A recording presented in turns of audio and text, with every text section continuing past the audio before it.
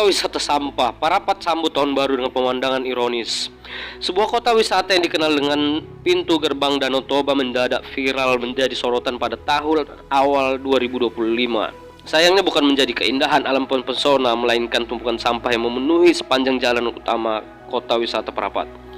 Pemandangan ini menjadi keluhan para wisata yang datang dari berbagai daerah menikmati liburan tahun baru. Menanggapi hal tersebut, Kadis LHK Sumut akhirnya angkat bicara. Terima kasih. Saya berharap ini bisa didengar oleh seluruh masyarakat ya. Jadi kebijakan daripada Dinas Lingkungan dan Kehutanan tahun ini terkait masalah pengelolaan sampah. Karena sampah kalau sedikit dia tidak jadi masalah, tapi kalau udah banyak dan terjadi penumpukan itu yang menjadi masalah. Jadi kedepannya kita Dinas LHK saat ini sedang menyusun peraturan gubernur terkait pengelolaan sampah berbasis sumber. Jadi dari mana sumber sampah itu? Ya, sumber sampah itu adalah dari rumah tangga. Jadi rencananya kedepannya sampah itu sudah dipilah-pilih mulai dari rumah tangga. Dan kita kedepannya sistem pengelolaan sampah nanti akan kita laksanakan di kecamatan ya, camat yang kita akan di kecamatan rencana akan kedepannya akan mendirikan TPST, tempat pemungutan sampah sementara ya, itu sampah yang berasal dari sumber tadi yaitu dari dari masyarakat. Harapan saya ini perlu dukungan daripada Bupati ke depannya, Pergub itu dukungan oleh Bupati.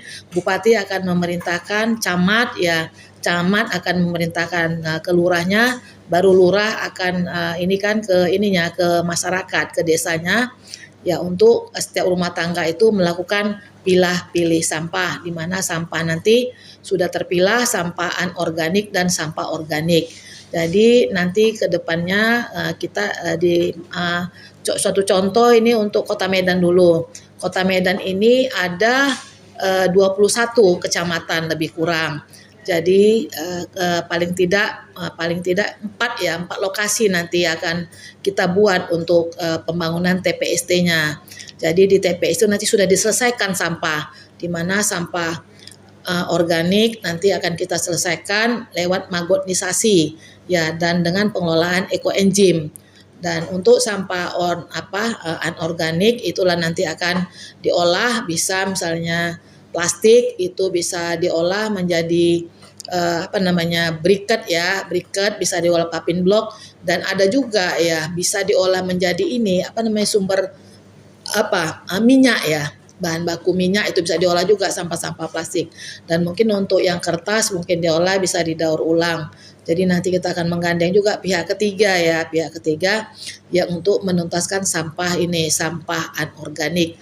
Kalau organiknya udah kita selesaikan dengan magot, nanti setiap desa, setiap kecamatan itu ada 21 kecamatan, tapi kita bagi dulu 4 kecamatan kita ini kan, kecamatan yang berdekatan itu kita poolkan di situ karena ketersediaan dana. Jadi ini pun nanti kita sesegera mungkin akan memanggil perusahaan-perusahaan yang menghasilkan sampah ya, contoh dari kunci mas itu kan plastiknya itu ada, dari Pepsodent, dari sampo, itu kita panggil semua yang penghasil sampah. Kita memohon bantuan dari CSR-nya nanti ya, kita akan meminta kepada mereka untuk membeli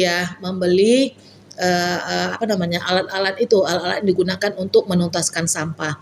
Jadi sampah itu tidak ada lagi yang dibuang ke TPA, karena Pak Menteri LH juga sudah melarang untuk TPA sampah open dumping. Itu sebenarnya Undang-Undang Nomor 18 ya tahun 2008 sudah melarang itu, tidak diperbolehkan lagi pembuangan sampah ya, sistem open dumping. Nah, jadi ini disurati lagi oleh Pak Menteri LH supaya tidak lagi membuat sampah TPA open dumping. Jadi kebijakan yang kita buat terkait masalah TPA open dumping ya, yang saya sampaikan tadi, pilih sampah dari mulai sampah rumah tangga yang nanti kerjasama antara bupati atau wali kota, dan bupati wali kota menegur memerintahkan camat dan camat nanti akan memerintahkan lagi kepala desanya. Ya, nanti dari desa udah sampai ke masyarakat. Ya, harapan saya semua ini didukung ya. Inovasi kami ini supaya didukung semua pihak ya, termasuk juga masyarakat harus sadar bahwasanya akibat sampah inilah yang terjadi banjir di mana-mana. Mudah-mudahan kalau tidak ada lagi membuang sampah ke parit, tidak lagi membuang sampah ke sungai dan tidak menjadikan sungai itu tong sampah yang besar, saya rasa sumut yang medan banjir itu bisa kita selesaikan ya dengan melakukan ya pengelolaan sampah, kebijakan yang seperti saya sampaikan. Itu aja mungkin yang bisa saya sampaikan. Nama kita Bu?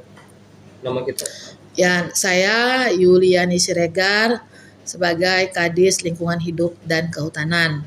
Dan saya juga nanti seandainya ini sudah berjalan, saya juga ya mohon bantuan juga dari media ya untuk mempublikasikan apakah itu media ataupun konten kreator ya untuk mempublikasikan ini ke masyarakat agar masyarakat kita itu sama-sama kita melakukan gerakan bersih ya, bersih Medan, bersih dari sampah.